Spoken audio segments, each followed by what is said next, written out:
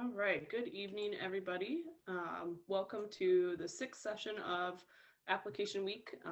Iowa College Aid is coordinating an entire virtual week of events around application and admissions processes for all sorts of pathways after high school. Really looking forward to this session. We're going to hear from some employers around emerging field apprenticeships. Something that I'm not too familiar with and look forward to learning more about. We'll hear from Unity Point and Van Wall Equipment, and look forward to hear how they participate in apprenticeships and how those are beneficial. We will end around 6 o'clock, but if you have any questions, feel free to put those in the Q&A or the chat box, and we will get to those throughout our time on here tonight. And then if we don't hit anything, you are welcome to connect with any panel members or myself, and we'll be sure that we can get your question answered. All right, so I think from there, we'll have you each introduce yourself, and I will quit sharing my screen so we can be in kind of Brady Bunch mode for all of our viewers here. Stop sharing. All right. Gracie, you can take it over. Awesome.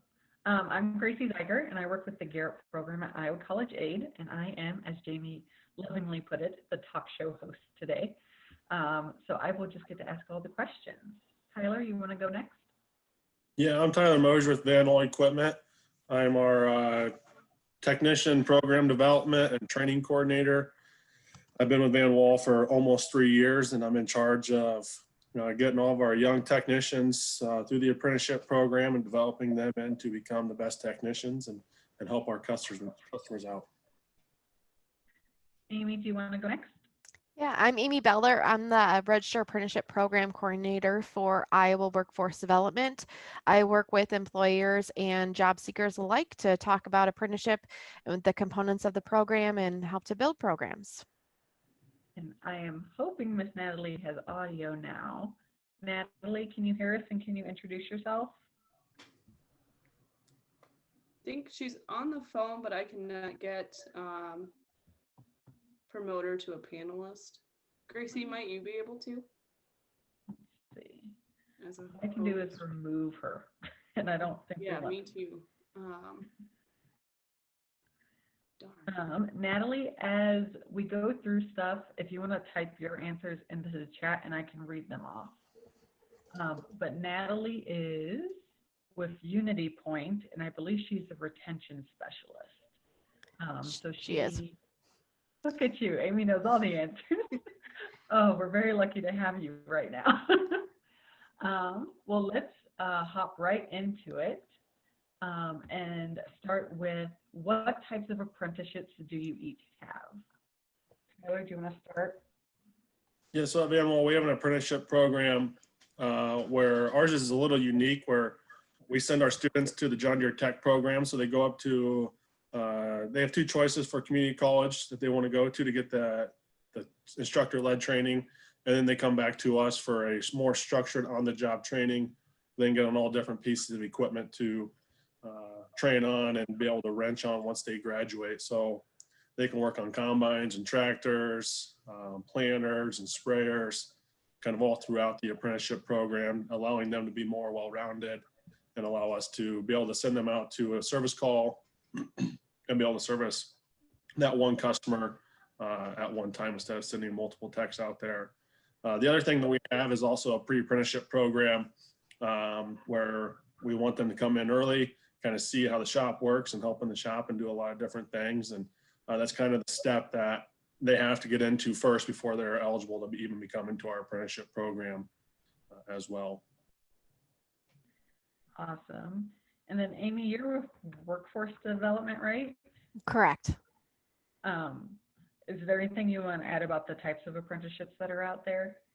Well, there are numerous. There's over 1,400 occupations that can be apprenticeable. We have over 750 in the state of Iowa that are currently registered.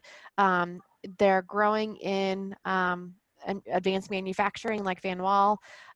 They're growing in healthcare like Unity Point.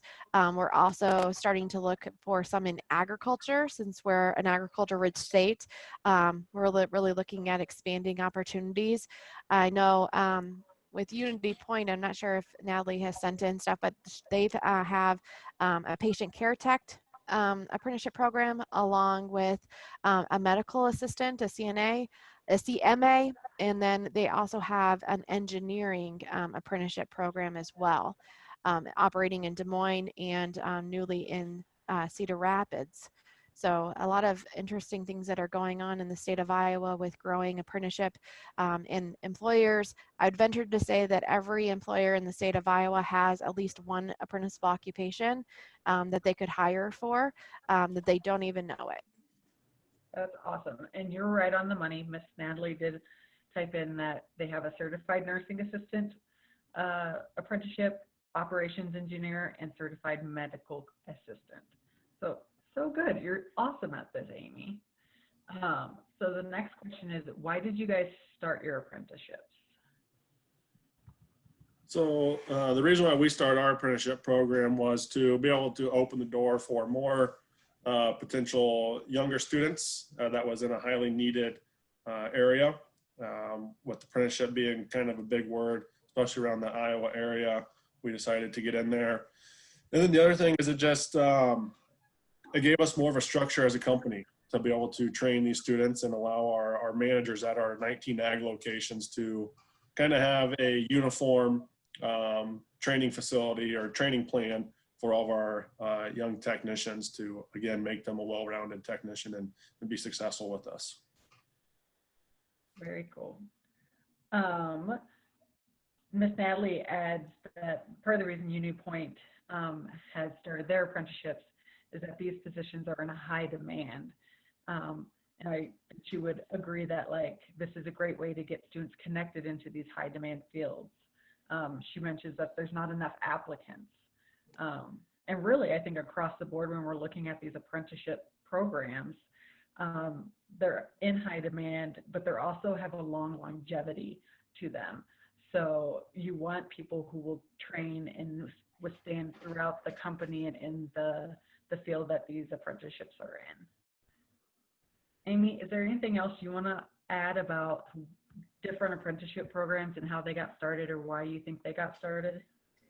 Well, some apprenticeship programs actually get started within high schools with high school registered apprenticeship program. And just like Tyler mentioned with his quality pre-apprenticeship program, Tyler, you connect with Boone area high school.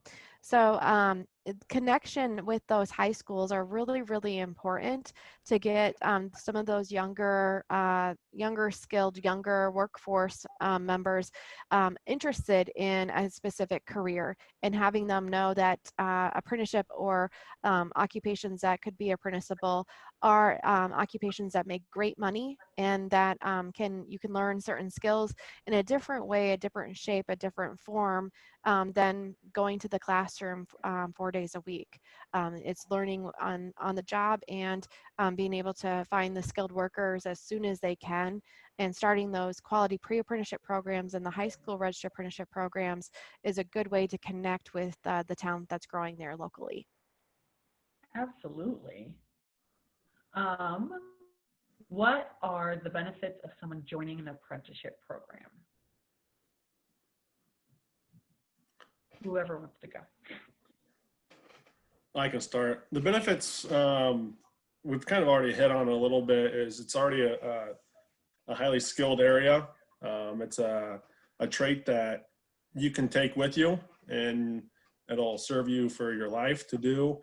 And it's also a really good paying job, that's out there with very little debt, if none at all. So it's kind of a win-win for the employer and the employee, because not a 4-year college isn't for everybody, or even a 2-year college isn't for everybody. So that's why.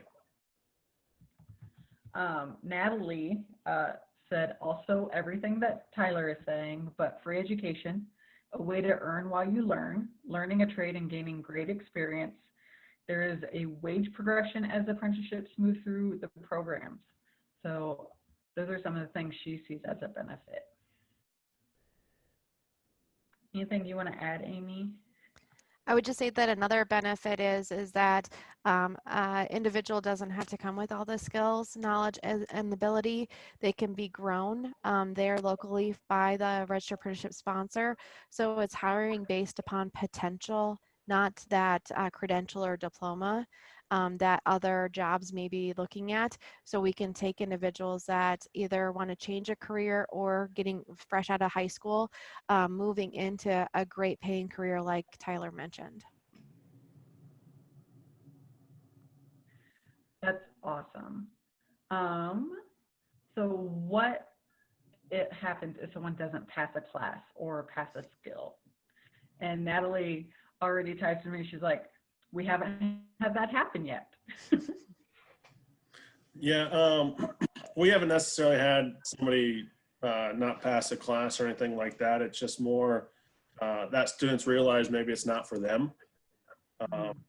And so what happens there is then if the student isn't going to make the apprenticeship program or graduate the program in time or anything, they actually will, they pay us back for how much tuition that we paid for them. Okay. So that's kind of how our apprenticeship program is set up, where we pay for the tuition fees up front. And as long as they commit the 3-year commitment on the back end, then it's 100% paid for. And they can, if they decide to walk away after 3 years, then they don't owe us anything. And I'd add to Tyler what Tyler has said, that commitment of that 3 years afterwards and that paying, it is all up to the sponsor, the independent program, to decide how they want to shape and mold and make. Typically, the sponsor does pay for the related training instruction, and that's why a lot of them are saying it's free, free education, free tuition. But when it comes to if the apprentice has to have so much time provided back after the program, that is something that is outside the standard of apprenticeship or that plan that really details everything within apprenticeship, that is between that apprentice and the business to decipher how that reciprocity will work with the tuition and the time provided. But we'd love to see that apprentices are staying with the employer, and there is actually a retention rate of 91% of apprentices stay 9 months after completing an apprenticeship program with that same employer. Awesome. Natalie does add that they would also ask to pay for the classes back if they didn't, and that there are commitments at the end of the programs too, which makes a lot of sense. These employers are investing time, and so that makes complete sense. How long are the different apprenticeship programs? So our quality pre-apprenticeship program is probably about a year. That's something that we just rolled out this year. So we look for kind of a student that's going into their senior year of high school to come into our shops and kind of help out in all different areas, whether that's in the wash bay or helping in the shop or helping in the parts area, just kind of get well-rounded in our shop. And then as long as they show success and the ability to understand kind of mechanical aptitude of everything, then we'll move them into the sponsorship of our apprenticeship program. And then the schooling with on-the-job training is about 2 years, and then our 3-year commitment is on after that too. So that's how ours is set up. Awesome. Natalie adds that the certified nurse assistant is about 2 months. The CMA is 2 years.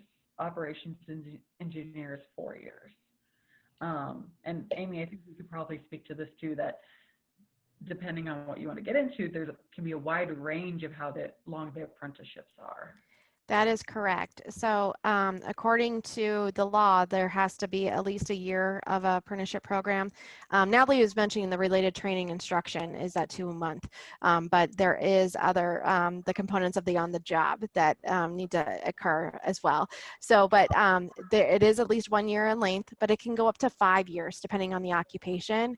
And that length is actually decided by industry. It's not the government, it's not Department of Labor, it's the industry associations and the industry businesses that have come together to approve that as an apprenticeable occupation to decipher what length that is going to take to have that certified worker. Awesome. Guys, this is such good information. I also didn't know a lot about apprenticeships, so I'm learning a ton. Our next question is, what happens during an apprenticeship? All fun? No. Well, I'm sure there is a lot of fun. Oh, of course. I mean, we've already kind of hit on what all kind of happens in the apprenticeship program. You go to school for part of the time, you come back into the shop, and you get to use that knowledge that you just gained while in the classroom back in the shop, and you get paid during that time. And then you kind of go back to school to learn a little bit more, and you come back to us for more on-the-job training experiences. And then when you graduate, then you're in the shop full time. When I say graduate, when you get done with the 2-year program of teaching and everything. So then you're in the shop working full time with very little training. I mean, you still have training, but not like going to the classroom and stuff like that. But.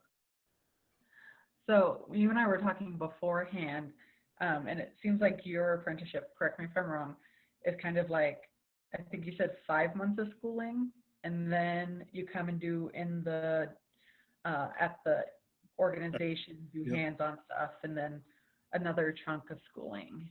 Right. Yeah. So our schooling or our apprenticeship program is set up where you go to school for about 5 months at a time, and then you come back to us for about 3 months. Then you go back to school for another 5 months, and you come back to us for another 3 months. And then you go back to school for 5 more months. And then that's when you've completed all the training that you need from up at the school.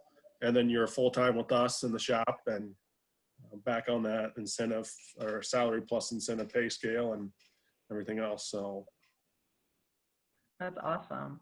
I believe Natalie's going to try the phone real quick, see if she can call in. Awkward silence.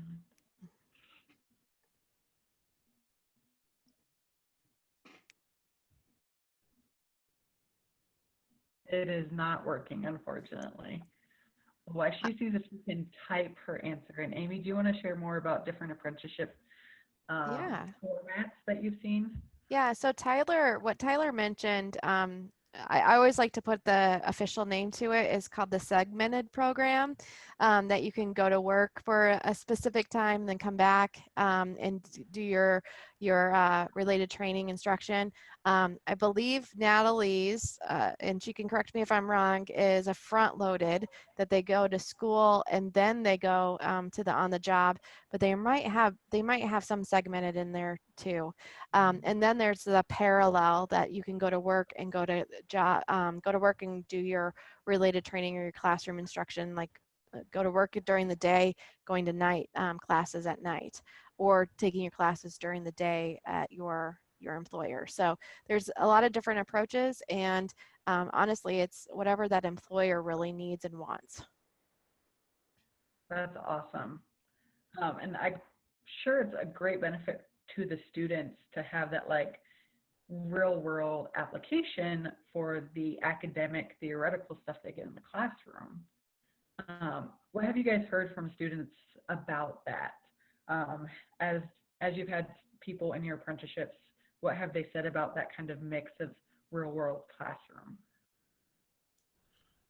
well, I can speak on that. Our students kind of in the high school setting are definitely not the 4.0 students. And I tell those students coming in there that we know that as a company, because a lot of those high school setting classes aren't for them, or they're that more the hands-on learning. So we see our students excel very high and get very high GPAs up at school when they're in the classroom and they are doing the classroom, and then they have some lab up while they're at the classroom as well from those instructors. And then really with this whole COVID stuff, we had 13 of them that we had to have did all their instructor-led training at our location via Skype and Zoom and all that stuff. But when I went around and talked to all of them, they were like, it would have been much easier to be up there in person and have the instructors in front of you and everything else. So they really enjoy the hands-on learning of it, because that's how our students learn best is after you tell it, you go straight out to the shop and you work on it as well. So Awesome. Amy, have you heard anything from different people who've done apprenticeships and how that's worked for them, how they felt about it? So Tyler hit the nail on the head. It's they 80% of where they're learning on the job and the hands-on. And that's the most important piece. And when you're looking at those classroom components or those classes, you're not adding an art history to I always pick on art history because it wasn't my favorite class, I guess. But you're not adding a class that really isn't pertaining to the occupation at hand. And so the students really thrive on what they do. And maybe even Tyler can offer if this is correct, but I've heard that even mentors get a lot of information from the students when they go and hear what's going on with the new things in the classroom from the colleges and bringing it back to the shop floor, that saying, "Ooh, that's another way we could do it." Yeah, especially some of our older techs that aren't so tech savvy.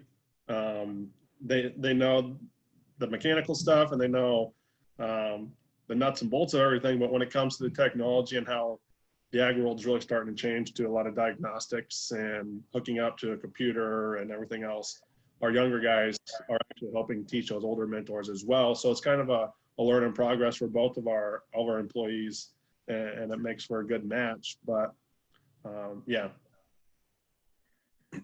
So Tyler, you had touched on something that like a lot of your students who come to you for apprenticeships aren't the 4.0 student. Academically, they may not excel in the traditional school setting. So what traits do you guys look for in a potential student for an apprenticeship that makes you think, yeah, they'll be a good fit? And Natalie already wrote that at Unity Point, they want them to meet their values just like any other of their employees, excited to learn and dependable. Yeah, so I would say dependable is one, but really kind of the other stuff is the soft skills, showing up on time when we say time starts, or staying off your cell phone's another big thing. Again, technology, you got Snapchat and Facebook and everything is just right there. So really it's kind of those soft skills. But then also, we don't expect you to know a whole heck of a lot about turner wrenches, but can you grasp the concept of what we say, and can you go and do it and then come back and it's done? Or can we teach you a couple times and then you start to remember and everything else, and kind of start thinking big picture. So it's really kind of work ethic and everything else as well. Awesome. Amy, have you seen some common traits across the board for like what employers are looking for potential students? So soft skills is the number one thing that we're hearing. Having somebody that will show up on the second day. The first day they can always get there, but are they going to return day in and day out and really be responsible? And just that passion, really looking to see, do they like the career that they're coming into? And really when you're picking a career, thinking about what really excites you on a daily basis. If it's not art history and looking at the paintings, then maybe it is going to turn a wrench and helping out Van Wall. So or looking at Unity Point and drawing some blood. So it's just you have to have that career match, and that's the biggest thing that is probably hard for some of our young students coming out of high school to really know what career path they want to go down. And these are great experiences, especially with Tyler's Van Wall's quality pre-apprenticeship program, to get their feet wet to understand what is needed in their apprenticeship program. And you kind of bring up a good point. So like, as students are contemplating apprenticeships, what types of things should they consider before jumping into the apprenticeship pool? And Miss Natalie says they should think about the commitment, not only during the program with classes and studying, et cetera, but also the commitment they made to the organization after the program. Ask questions or attend informational sessions. Yeah, I'd have to say the same thing what Natalie said, is just kind of think big picture and really kind of what you're getting yourself into. I would add that if they don't know what avenue or occupation that they want to go down to, looking at some career assessments, career exploration, taking assessments on themselves. I always plug the futurereadyiowa.gov site. Underneath the high school link, there's assessments there, a quick assessment and then a 60-question assessment. And it really does hit the nail on the head. I've taken it 5 or 6 different times just to see if anything would change. And it is very much the same response that you'll get with what your interests are. You know, you think I would have taken that assessment given the work I do, and I have not, so I know what I'll be doing after this. If you were to go back again, given where you are in your fields and whatnot, one, did you do an apprenticeship right out of high school? Or two, if you're a high schooler again, would you consider it?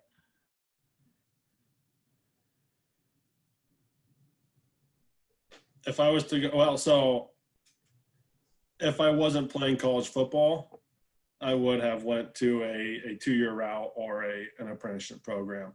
I remember at the college I went to, I was talking to the assistant dean one day, and I was talking to him like, hey, I don't understand why I have to take this class. I can't remember what class it was off the top of my head. And he goes, well, to be honest with you, you could do everything in 2 years and you could be out of here. And at the time, it didn't settle into like what he was suggesting there until I started working at a community college, and I was like, the light bulb went off, you know? So really, yeah, I totally would do it all over again and go to a 2-year school or an apprenticeship program if you take college sports out. Absolutely. What about you, Amy? I know you're in kind of a little bit different of a field. Well, I equate my apprenticeship program to being a page in the Iowa House, because I got the on-the-job learning components from really learning on how our bills became laws, and just that whole entire process. Yeah, it's a little bit different than being in an agency, but I really think that that really helped me see that I wanted to be in the government sector. So maybe not a full-fledged registered apprenticeship program, but maybe kind of similar to a quality apprenticeship if it was connected to a registered apprenticeship sponsor. Absolutely. Natalie adds that she had no idea what she wanted to do after high school, so having more options like apprenticeships would have been great. And I think all these questions, but especially this one, like we're all kind of touching on, like regardless of whether you go to a 4-year or a 2-year, you're gonna have on-the-job training. Like you're not gonna just have your degree and absolutely be able to step into a job knowing everything. And so an apprenticeship is just getting to that job learning sooner. Grace, you actually bring up a really good point, because there is actually a earnings gap between individuals that go through an apprenticeship program and people that go through 2 and 4 years degrees, because when you're going through your apprenticeship program, you're starting here and you're going up on that pay increase of that during that program. Well, when somebody ends or begins from a 2 or 4 year degree, they're down here because they don't have all the knowledge, skills, and abilities too. And actually, there's always going to be that pay gap between the individuals that go to the apprenticeship program and individuals that went to a 2 or 4 year degree, because the people that go through the apprenticeship program are knowing what that employer wants, is getting billed as that employer needs, and getting paid accordingly. I did not know that, but that makes complete sense. I definitely remember coming out of my 4-year degree and a lot of my peers being a little disappointed that they weren't at a higher pay rate. So yeah, I believe they make on the lifetime, I think they make, I want to say $500,000 more than their counterpart, but I could have that figure wrong. But I know that U.S. Department of Labor Office of Apprenticeship uses the graph a lot to show kind of that distinction.